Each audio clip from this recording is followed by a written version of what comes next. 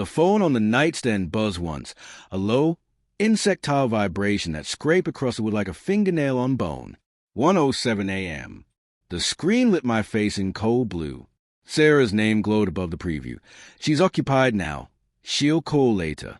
My thumb hovered, heart already sprinting ahead of my brain.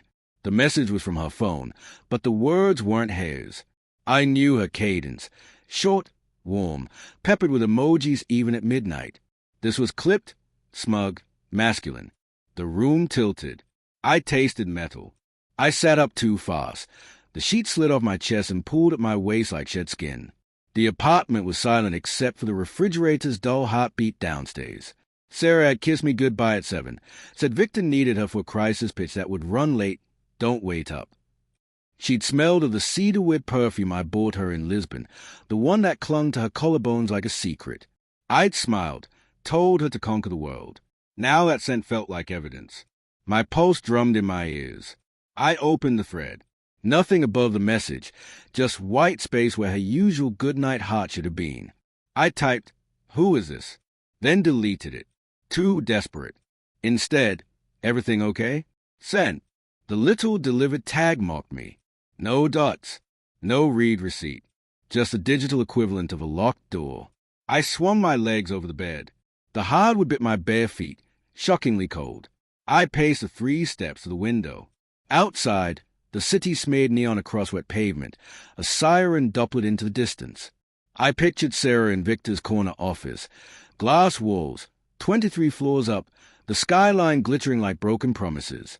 She'd described it once, laughing, how the view made her feel invincible. I'd kissed the top of her head and said, "Don't get too used to the altitude." She'd laughed harder. Another buzz.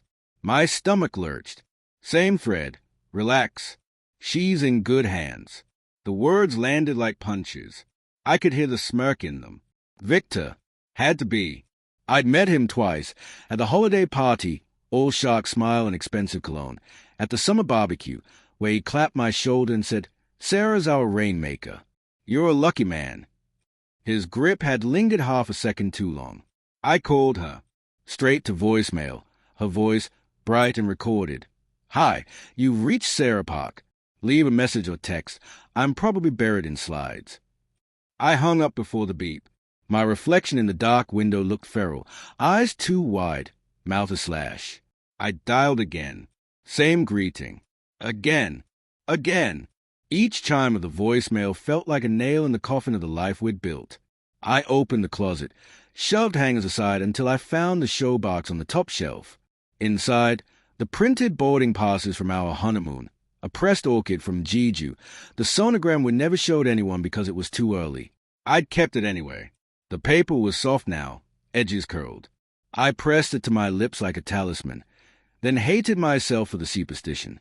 Downstairs, I poured whiskey I didn't taste. The bottle clinked too loudly against the glass. I opened our shared photo stream. Thousands of images, a digital scrapbook of 8 years. There she was last week at the farmer's market, hair in a messy knot, holding a peach to the light like it was treasure. I zoomed on her eyes. Were they already looking past me even then? I scrolled further back. Our first apartment, paint on our noses. The night we brought Milo home, a scruffy rescue who still slept curled against her ankle. Every memory now felt radioactive. The front door lock clicked at 2:43 a.m. I was on the couch, phone dark in my lap, every light in the house blazing like an interrogation room. Sarah stepped in, heels dangling from 2 fingers, hair escaping its twist. She startled when she saw me. "Jesus, Daniel, you scared me." Her voice was hoarse, like she'd been shouting, or something else. She smelled of cedarwood and something sharper. Wine? Sweat? Both? I held up a phone. "Explain."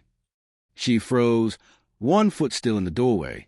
The hallway light carved shadows under her cheekbones. "My battery died. Victor borrowed it to text his wife. He forgot his charger." The lie slid out smooth, rehearsed. Her eyes flicked to the screen, then away. "His wife's name is Sarah, too." My voice cracked on the last syllable. I hated it. She closed the door softly, set her shoes down with deliberate care. "It's not what you think." Then tell me what I'm supposed to think when your boss texts me at 1 a.m. that you're occupied. I stood. The room swayed. In good hands, Sarah.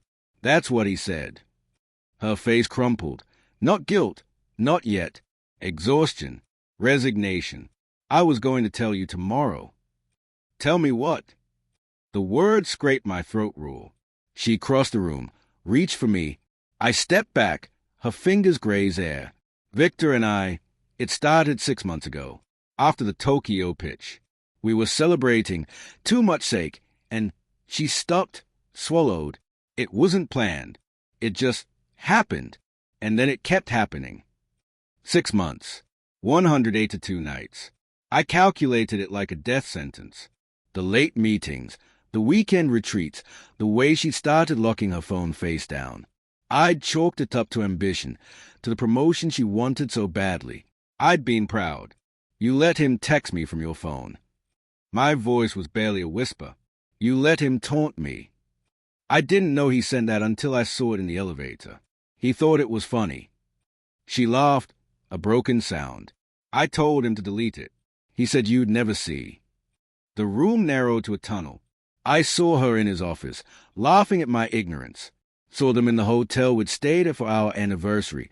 Same chain, different city. My knees buckled. I caught the back of the couch. Daniel, look at me. She was crying now, mascara tracking black rivers. I love you. This, Victor, it's not love.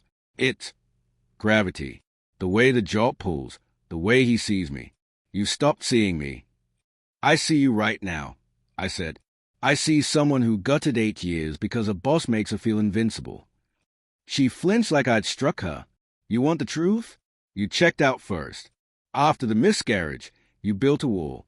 I was drowning and you handed me a spreadsheet. The sonogram burned in my pocket.